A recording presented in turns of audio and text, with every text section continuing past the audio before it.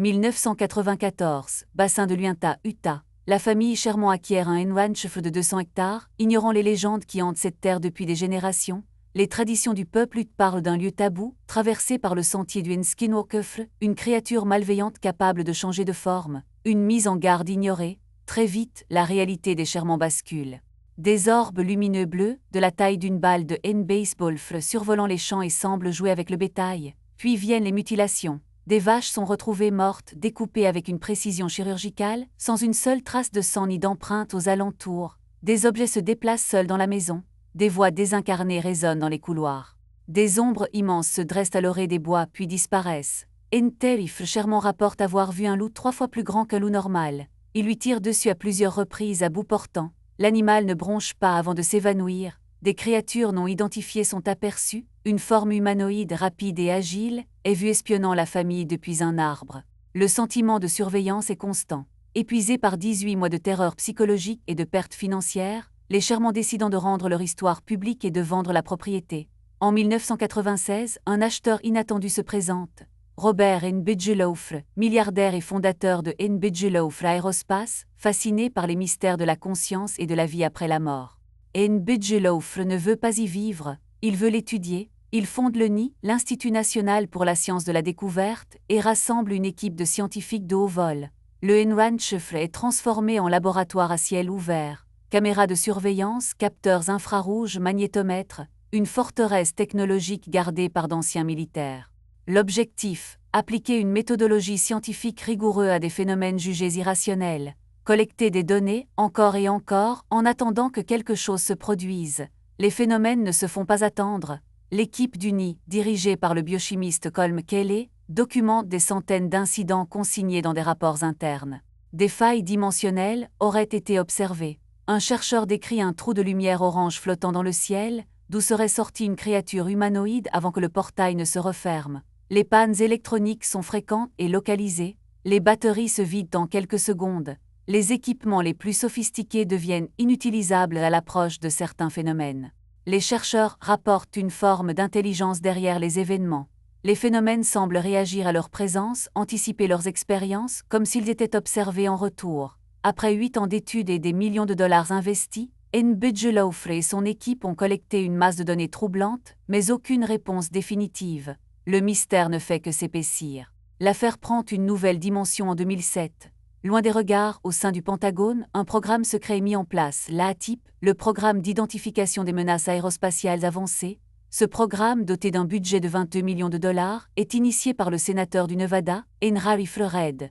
Son objectif officiel, enquêter sur les phénomènes aériens non identifiés, ou UAP.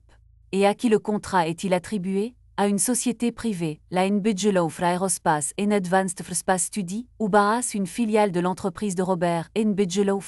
Le lien est désormais officiel, bien que secret. Le Pentagone, via l'Agence de renseignement de la défense, finance l'étude des phénomènes du Skinwalker Ranch.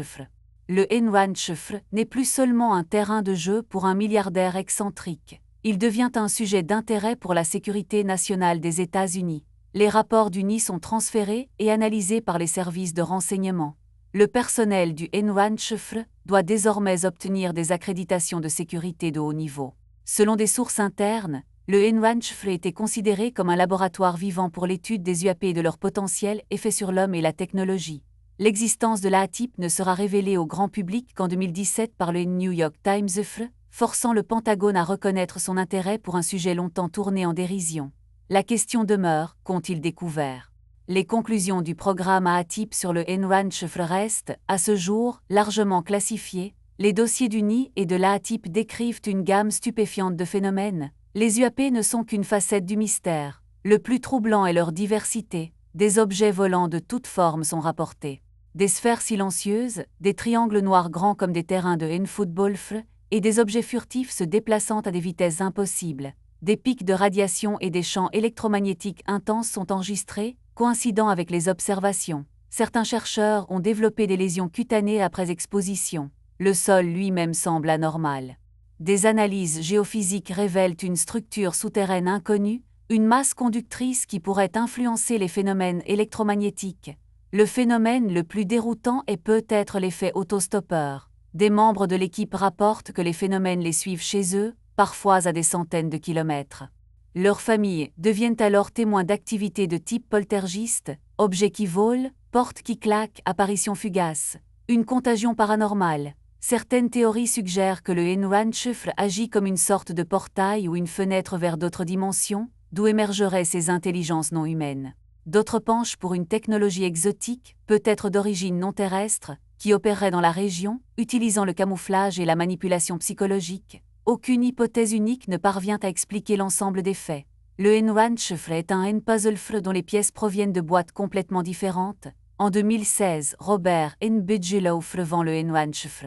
L'acheteur est Brandon Fugal, un magnat de l'immobilier de l'Utah, qui décide de poursuivre les recherches avec une nouvelle équipe. Contrairement à N. Bigelow, Fugal opte pour plus de transparence, autorisant une série documentaire à filmer les enquêtes en cours, rendant le Einwandschiffre célèbre dans le monde entier. Les nouveaux investigateurs utilisent des technologies de pointe, drones, analyseurs de spectres, forages profonds, et les phénomènes, rapportent-ils, continuent sans relâche. Le gouvernement américain, de son côté, a officiellement dissous la ATIP, mais d'autres programmes ont pris le relais, comme le groupe de travail sur les UAP renommé AARO. L'intérêt officiel ne s'est jamais démenti. Le Skinwalker Ranch a servi de catalyseur, forçant une partie de l'establishment de la défense à prendre le sujet au sérieux. Les sceptiques évoquent des phénomènes géologiques mal compris, des identifications erronées d'avions militaires ou une forme d'hystérie collective amplifiée par les légendes locales. Pourtant, ces explications peinent à couvrir la totalité des témoignages, notamment ceux des scientifiques et des militaires impliqués, des observateurs entraînés et peu enclins à la fantaisie. Le Einwandschiffre reste une anomalie persistante, un lieu où les lois connues de la physique semblent suspendues. Un point d'interrogation de 200 hectares au cœur de l'Amérique. La vérité sur ce qui s'y passe, qu'elle soit technologique, naturelle ou autre, reste un des dossiers les plus étranges et les mieux gardés du XXIe siècle.